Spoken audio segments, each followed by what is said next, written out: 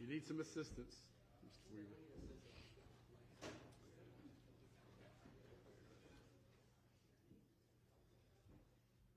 All right, ladies and gentlemen, we're kind of ahead, which is good. Someone asked about lunch. Y'all didn't get menus this morning, so that means you're not having lunch brought in. We're going to take probably give y'all an hour and a half. We're probably going to go a little longer and then break for lunch. And then we're potentially setting up another Zoom call this afternoon, so I'm going to need a little bit of time for that. So I'm going to give y'all probably an hour and a half break for lunch. But we may go till 12:30, 1 o'clock before we do that. All right? Go ahead, Mr. Weaver. Thank you, Your Honor. Good morning. Was it Commander? Yes. Good morning, Commander Harris. I am John Luke Weaver, and I, along with Michael Ray, represent Melody Farris. I want to talk to you about this slide right here. So you've created this slide, yes? That's correct. All right. And so, and Your Honor, I'm going to have to kind of go back and forth with the Elmo. If we Let me know. Can we go ahead and switch to the Elmo? All right.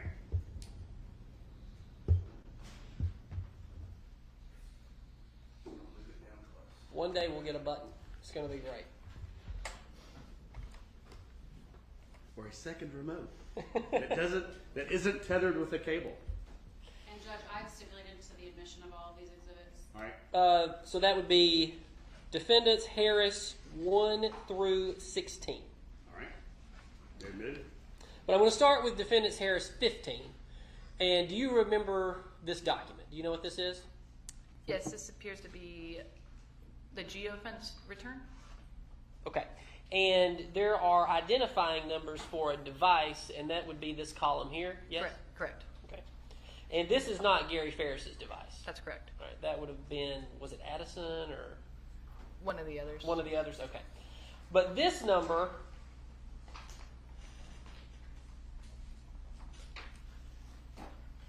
this 211, the identifying number of Gary Farris's phone, yes?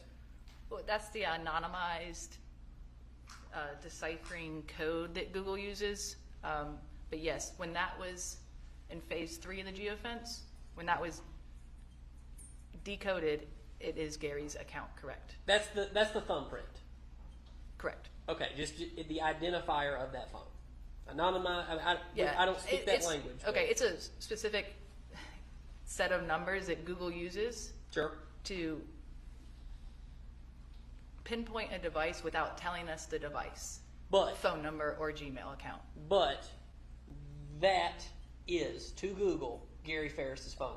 Yes, in step 3 of the Google Fence return, that is when That's it. That's his phone. This. Okay. Yes. So then Google gave you all of these latitude and longitudinal coordinates, yes? Correct. And so in different ways. So and I'll flip the page. This page shows a number of Wi-Fi coordinates. I'll zoom in. And certain times. Is that right? Correct. Okay, flip the page. More Wi-Fi coordinates, corresponding times on July the 3rd through July the 4th. And then we see about midway down this page that it switches over to GPS coordinates, yes? Appears so, yes. Okay, so this is the raw data that you used to create your PowerPoint presentation, right? So I used the Google return for his Gmail account. Right? So that appears to be the Geofence because it has those other accounts on it. Okay, So I used just Google. his Google return, right? The Google return, Gmail account, Absolutely, yes. not this, but there's other ways of determining where his phone is as well, right? Through those. So both records Yes. should correlate. Okay, good. But you didn't, and I noticed that you did not use the Wi-Fi coordinates in this PowerPoint, correct? You know, both were used, I believe, as far as GPS or Wi-Fi, depending on the time of the transaction. Okay. Well, let's talk. Well, depending on the time, but let's talk about this. What would these be? Well, I would have to look at the raw record and match it up to this time. Oh, sure, absolutely. May I approach your? Thank you. You told us that at the beginning of the trial, but have it. So this is July 3rd, 8/28, which is 2028. So the 8/28 point there is indeed a Wi-Fi source. That's a Wi-Fi source. Correct. Okay. Based upon the record.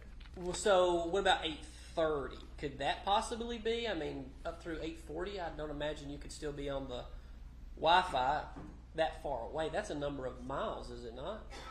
Well, so exactly. So your records here, again, being the geofence, Sure. at 8:30, that moved outside of the geofence, so it's not on this record. So then your GPS, or what are you using? Well, the record states it's using Wi-Fi. Okay. But there are some GPS coordinates in that record. Absolutely. Okay.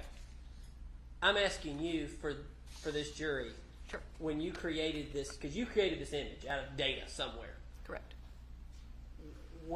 So it's both Wi-Fi and then it's also GPS, or It's completely based on what the record is. okay, But I can't confirm what 8:30 is with this. okay, I would need the Google return raw record to show you the source of 8:30.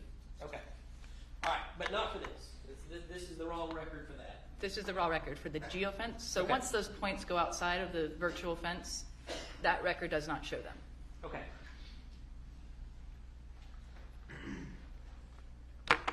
So you got coordinates by time, and this is what came back. In this Gmail location between 8:30 p.m. and 8:40 p.m. on the 3rd. So yes, these are depictions of certain data points during this time frame. Longitude, latitude. Longitude, latitude, and a certainty marker. Okay. Similar to this document, but not this document, is what you did it with. Correct. Those only are in the area of the fence. Of again. the fence around the house. Correct. Okay. So we're outside the fence. Absolutely. Which,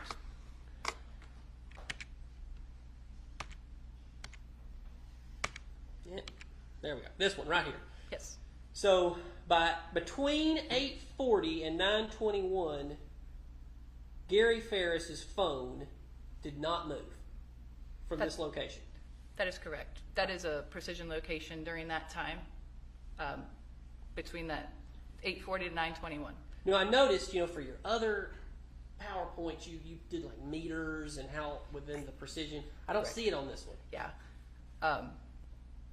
Absolutely. I should have indicated the meters there, but if you have the raw record, I can tell you the meters. I don't know where the raw Okay. record is. But this is similar style that you used in the other images that we saw around the house and the burn pile. That's correct. Okay. But where is this? So this is in the area of Free Home. I looked up this shopping center in that corner. Now it's called B&B Tavern. Okay. I believe back in 2018 it was a different restaurant. So we've been Publix. That there's like a Publix in there, Yeah, I'm really not familiar with that area. and then literally across the street is the Free Home precinct that we've been talking about in this case, where Detective Hayes did most of the investigation.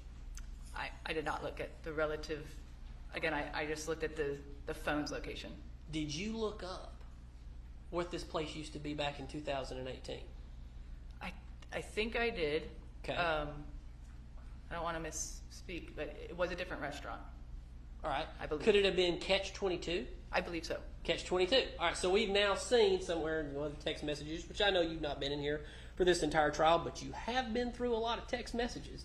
And I believe in this report it mentioned earlier in the day that maybe Scott and Melody were going to go to Catch 22. Yes, around lunch, I believe. All right. So this is where Catch 22 was in 2018. I believe that is correct. Okay. So did you ever review, did you know Gary was there? Did you ever extract any photo information from security cameras or extract any data about his credit card use or anything like that for Catch 22? I did not. Okay. Meaning there was a possibility that he could have had dinner with somebody and we have no idea who that was. I can only speak to the location of the device during that time based upon my analysis. Device at restaurant. Okay. And so we think he left the restaurant about 9:26. And it looks to be still in the area of the restaurant at that time, but the next data point is 9:32, and it is away. Okay, so sometime between 9:26 and 9:32, we can reasonably extrapolate that he left Catch 22 restaurant. Again, the device. The device left. Okay. All right, then you have Gary's Gmail location back at the house with, this is a law, you didn't write it down because you wrote it on other ones, but how many meters of certainty is this? I would have to look back at the raw record, but you know, it's within Did that. you bring your raw record? I have a copy. Could you look? Sure. Thanks. So this is 9:34 on July 3rd.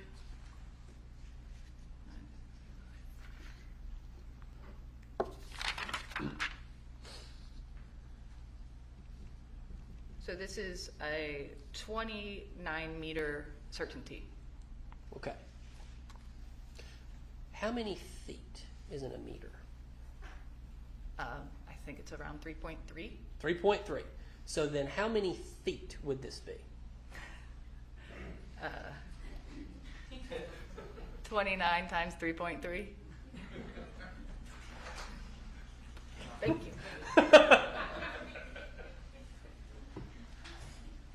And I'm sorry that we're having to do this, but at the end of the day, this trial is in Cherokee County, Georgia, and we're not on the metric system here. So I'm just trying to maybe Sure. help explain to the Trust jury. me, the records in the formats they come. Sure, absolutely.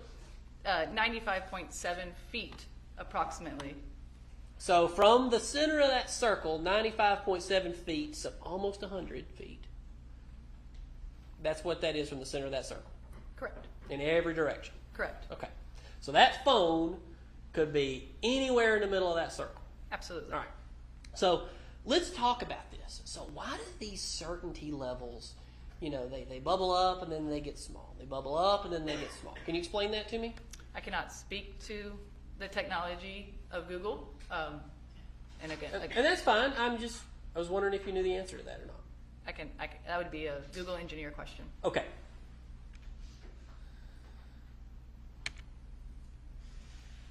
So then we move off, and I think, Miss Frankish did a great job of kind of drawing the pies coming off of the cell phone tower, and that's older science. That's been around for quite a while. Yes. Yes. Okay.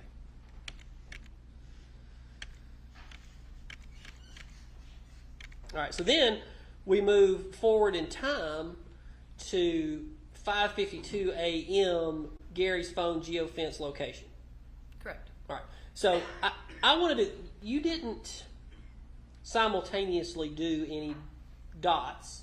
That's what I call them, dots. But you didn't do any of your circles for the Wi-Fi at that time. Is there any reason for that? Where are we speaking? Are you talking You about know, 552? After Gary got back from the restaurant, which none of us knew anything about until pretty much yesterday, could you... Okay, I'm just going to show you Sure. what I came up with. I followed your instructions. And we've made our own maps based on your instructions of the latitude and the longitude, and then the map display radius zone. Sure.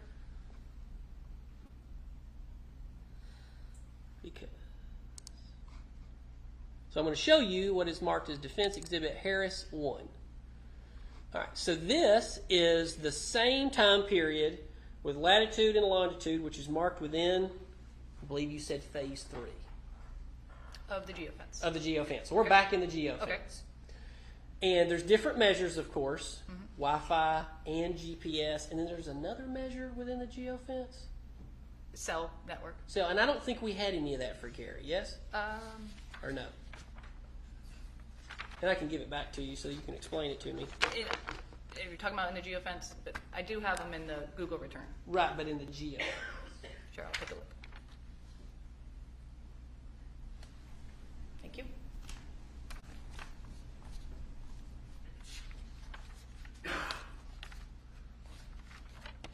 I do not see any source of cell. Okay, no source of cell. So these Wi-Fi pings, could you go look at the time period for 12:49 a.m. and 1:09 a.m. and 2 a.m. and 2:12 a.m. on 7/4/2018? So you could tell me how big the radius is on that. So, am I doing 1249 through 109? I believe that's the data point. Just that general area, so you could tell me how big that radius is in my picture.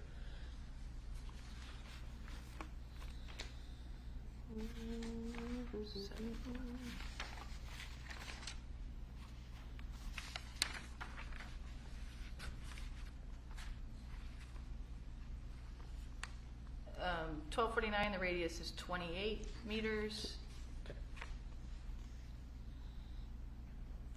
109, 28 meters. 2 o'clock a.m., 28 meters.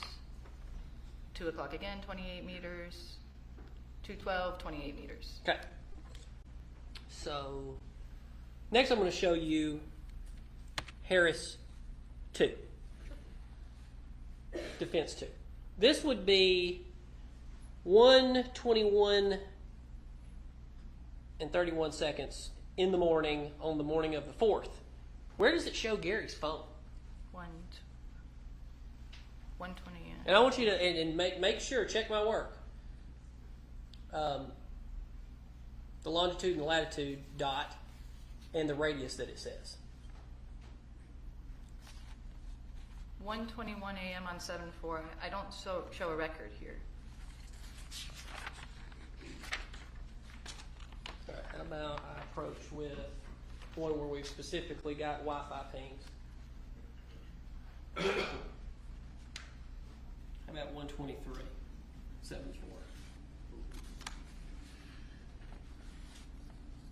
So this goes 109 to 2 Okay. 2 a.m. All right. Okay. Well, then don't check my work.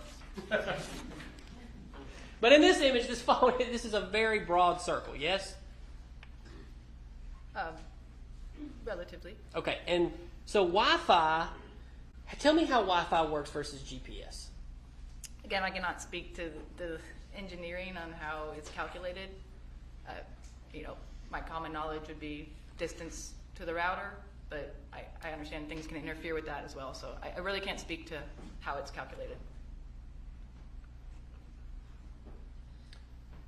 Okay. So you just don't know.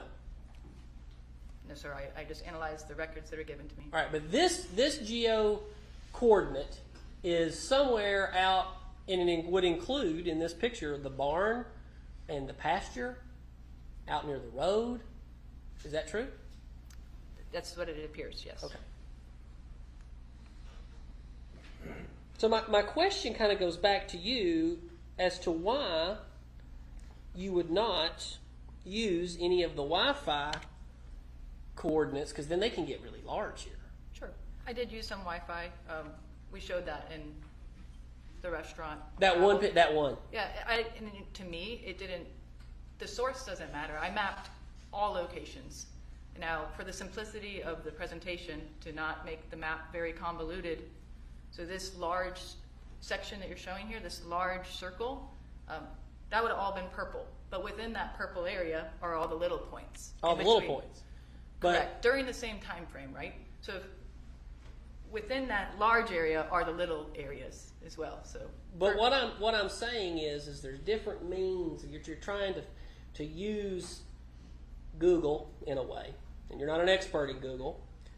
You're trying to use Google to pinpoint where a phone was and a time it was, but you're kind of saying, don't worry about this Wi-Fi stuff.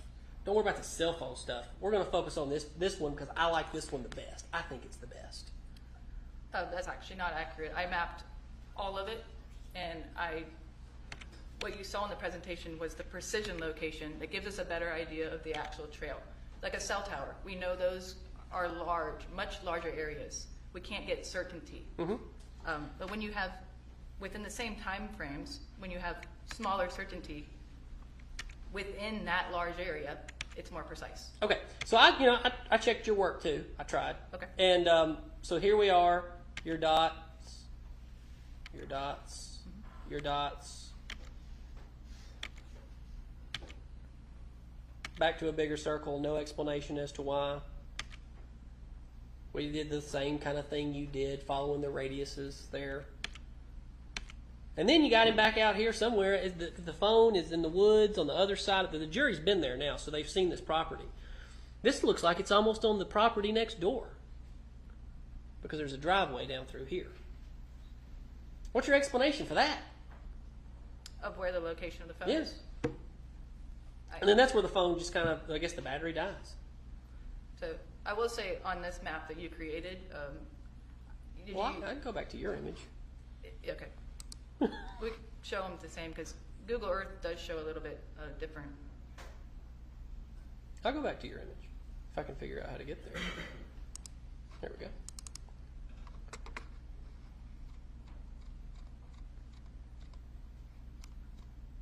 Here we go. Right. This one right here? Right, correct. Okay. So this is a much greater bird's eye view from the image you just showed me. As you can see, it does still touch part of the house, or could be, or a driveway. It's Well, the not merely jury's wooded. been there now, and have you been out at the property? I by have the way? not. Okay. So this is out kind of in the driveway, in the woods. Chicken coop appears to be right there, but it's not in the house, right? I cannot say what that little sliver that it is touching is. Do you have any clue where Gary's phone was found in this case? I do not. Okay.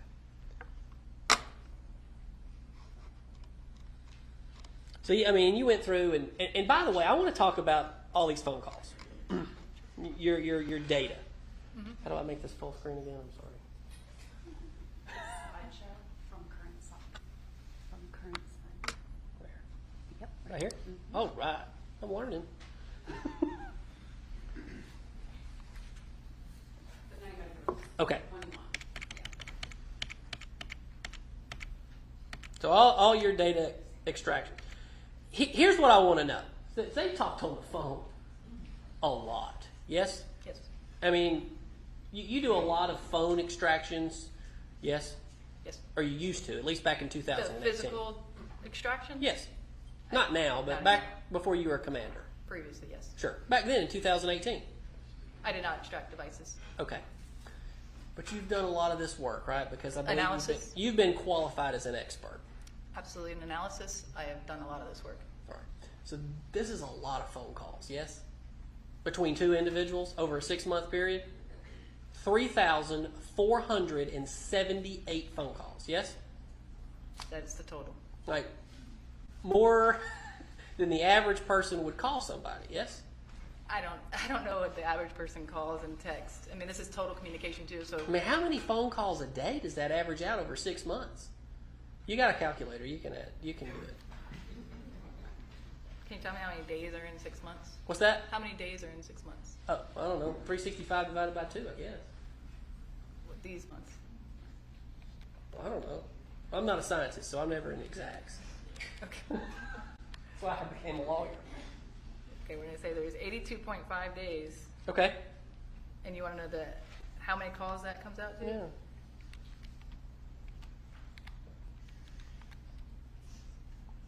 Over 42 calls a day, or contacts a day.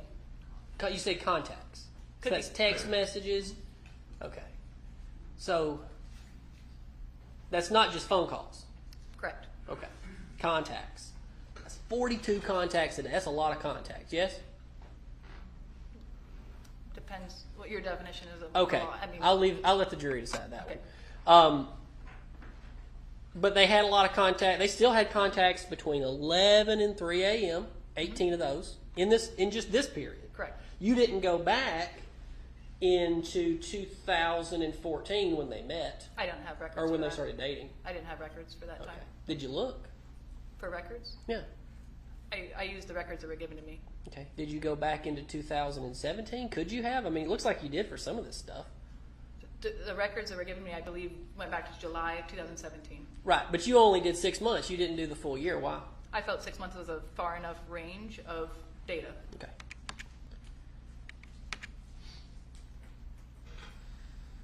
All right. Melody and Rusty communication by hour of day, 6 month time span. You know, got to get these. What are the number of reg? You got 295, 240. What do these numbers mean? That's the number of contacts. On average for that time of day, That's the exact number of contacts at those specific times. when you take all the contacts across 6 months, right? Correct. Okay. So, how did you add all this up? Did you do it with a calculator? What did you do? So again, we use PenLink, a software, and ingest the records in. And in there, I'm able to use statistical reports to say, you know, I'm interested in breakdown by day a week, by hour of day. So it helps me with this type of analysis for Okay, large and- amounts of data. Again, you do not work for PenLink, correct? I do not. And you have not been. You're not an expert in PenLink. I am not an expert in PenLink. It's just a software. You hit download, and it spits out this report. Yes. I created the report within the software. It doesn't just spit it out for me. I have to give it parameters. I have to give it date ranges. I have to choose my phone number. Right, but you put it in, and it made this report, not you. The software. The software. That's what Absolutely. the software. It reads the records and produces these numbers. Right. You didn't sit here and you didn't draw this out. It did. The software. Right, the software. Okay.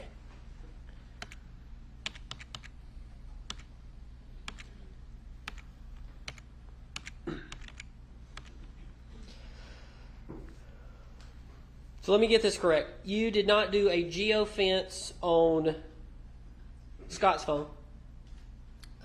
A geofence was for the specified area in the geographic region, and 3 devices returned within that geofence. So by no fault of your own, there was no geofence data on Scott. Correct. He did not return within the virtual fence. Right. His telephone.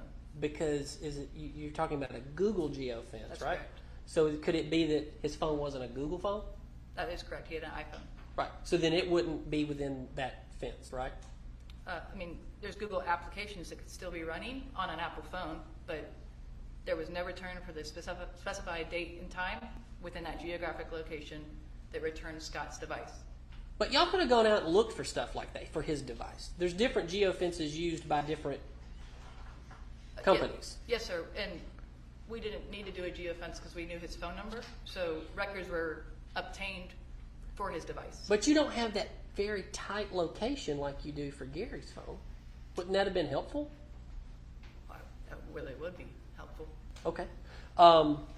And or Melody's phone. You don't have that kind of information. Just cell site location, and that, again, based upon factors of the device, location services, and we were able to get cell tower information on one of the devices. Okay. But you had these phones, you did dumps, you were looking into them, and you could have said, all right, well, this phone uses Yahoo Maps a lot. You could probably have gotten from Yahoo a geofence, yes? You know, I don't know what companies do geofences. Google is the most common that is used. Okay. But it's a step that you could have taken. You could have gone another step further and looked into these apps to get more information on the phone of Scott Farris and Melody Farris and where they were. Yes? Well, my role in this is, again, when records are obtained, I analyze them. So I'm not the one out there creating the search warrants and fetching the data. I analyze the records that are maintained or obtained. Okay, so those records were never given to you, yes? Correct. Correct. But it would have been possible with those phones and those applications that more data could have been gathered to give to you to analyze. Yes? So specifically, like you said, Yahoo, I'm not familiar of a geofence of any other company. I'm just using that as an example. Okay. I am only familiar with Google geofences. Like DoorDash. I like DoorDash, right? So DoorDash probably has a geofence at this point, I imagine. You could use something like that. I am unfamiliar with any DoorDash geofence. Okay.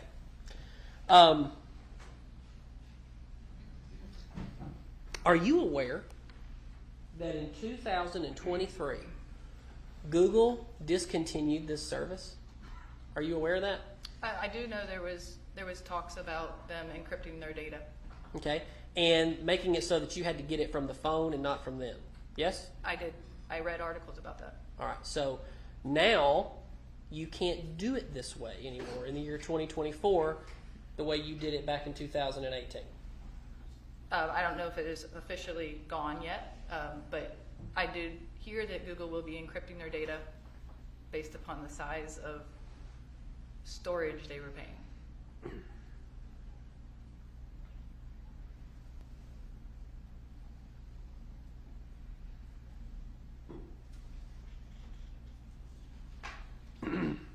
Okay.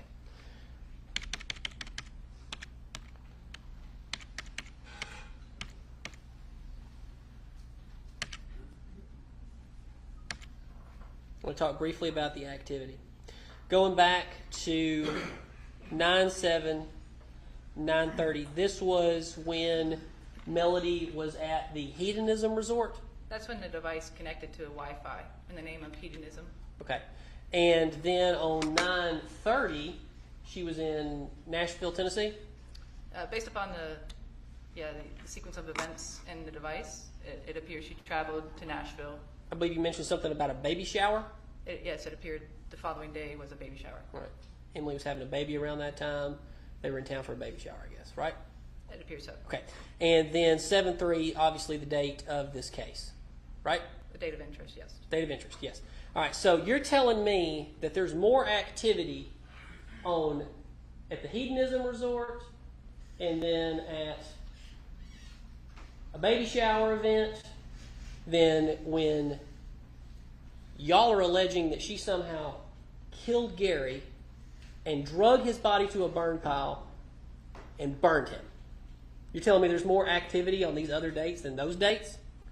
So what's interesting about the September 7th, 2017 date is there was, again, no activity on the phone for days prior. And then when the phone connects to Wi-Fi, there is a large amount of activity that is dumped during this hour. So again, I cannot speak to... So then that would make this to be some kind of a misnomer on your graph. I only speak to the records that were given. Okay, So the all right. records were given in the exact... Well, then how about hour. 9:30? How about 9:30 then? Let's talk about the baby shower. Oh, okay, absolutely, yes. That activity was heightened on that date during this hour. Okay. More than 7:3. Absolutely. All I can speak to is the sequence of events in the phone again. There was text messages back and forth between her and Amanda coordinating possibly going out in Nashville. That's all I have, Judge. All right, redirect.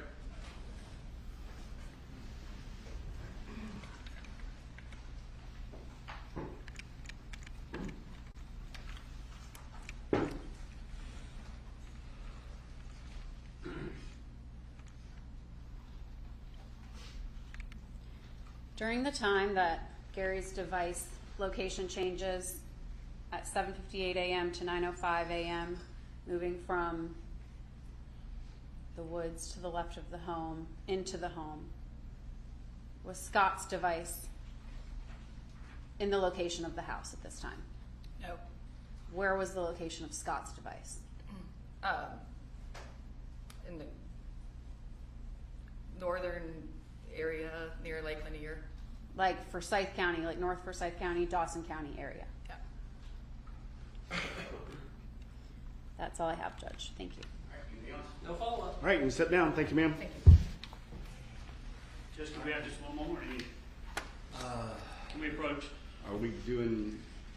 We'll call Martha Jane. All right. Let's take short, because this is going to probably go an hour-ish, maybe.